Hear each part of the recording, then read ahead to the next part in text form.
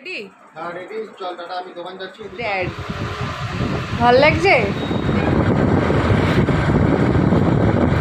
Hello guys, মানা ইউটিউবারের নতুন একটি ব্লগে তোমাদের সবাইকে ওয়েলকাম।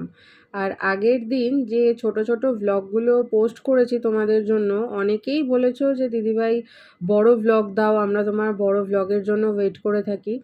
বড় ব্লগ তো দিই, কিন্তু যেদিন একটু অন্য অন্য কাজে ব্যস্ত হয়ে যাই, তো তখন তো আর ব্লগ করা সম্ভব হয় না। তাই সেদিনগুলো যাতে ব্লগ অ্যাটলিস্ট তোমাদের জন্য পোস্ট করতে পারি, তার জন্য আমি ছোট ব্লগ হলেও পোস্ট করি, যাতে তোমরা অ্যাটলিস্ট এটা বুঝতে পারো যে আমি কোনো কাজে ব্যস্ত থাকলেও তোমাদের জন্য ভিডিও আমি একটু হলেও রেডি করি। তো তখন ব্যস্ততার মধ্যে যতটা সম্ভব ততটাই আর কি ভিডিও করে তোমাদের জন্য পোস্ট করে দিই। আর দেখো আজকে মেঘলা আকাশটা, মনে তো হচ্ছে বৃষ্টি হবে একটু পরে, তবুও জামা কাপড়টা সুন্দর করে মেলে তো দিলাম। দেখি এবার শুকিয়ে গেলে তো ভালোই হয়। টান টান করে মেলেছি, শুকিয়ে তো যাবেই। রান্নাঘরে ঢুকবো তো এরপর, বুঝতে পারি না বৃষ্টিটা চলে এলে, এটাই যা। স্যান্ডি বলে গেছে আজকে বেশি কিছু রান্না না করতে, ভাত, ডাল, আলুর চোখা, আর আমি ডিম সিদ্ধ দেবো, আমি ভাজা খাবো না। আর ওর জন্য ডিম ভাজা করতে, তো তাই করব। আর এদিক ওদিক বেশি কিছু করব না। তো ও বলেছে এগুলো করতে। আর রাতের তরকারি ও বলেছে যে কিছু একটা নিয়ে আসবে, মানে ঘুগনি বা তড়কা এই সমস্ত কিছু নিয়ে আসবে। সেগুলোর যা হোক একটা কিছু দিয়ে রুটি খাওয়া হয়ে যাবে। তা যাই হোক, ভালো কথা, ও যেটা বলেছে সেটুকুই করব।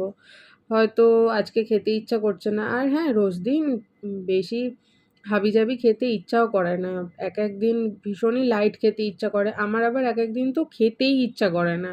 যেদিন আমার সত্যি খেতে ইচ্ছা করে না সেদিন আমি দুপুরবেলা হয়তো একটুখানি ডাল নিই, মানে ভাত একদম ২-৩ গাল নিই। না নিলে তো ভীষণ বকাবকি করবে। তো তার জন্য নামমাত্র ২-৩ গাল ভাত নিই, ডাল নিই, একটু তরকারি নিই, তো এইভাবে হয়ে যায়। আর মাছ হলে তো ছেড়ে দাও, মাছ থাকে ১ পিস।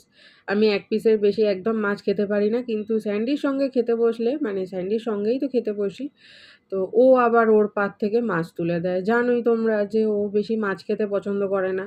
সে মাছ হোক মাংস হোক, ও ওর পাত থেকে আমাকে কিছু তুলে দেবেই।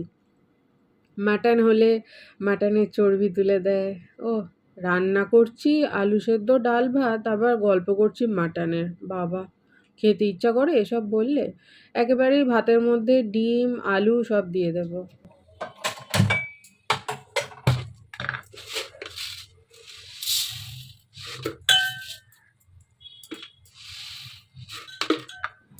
ডালের কৌটোটায় যা ডাল ছিল সেটা সব ঢেলে নিলাম। ডালটা এবার মানে নতুন ডালটা আবার ঢালবো। ভাবলাম আর আগের ডালটা বেশি দিন রেখে লাভ নেই। একে তো বর্ষাকাল, বেশি দিন রেখে দিলে আবার নষ্ট হয়ে যাবে।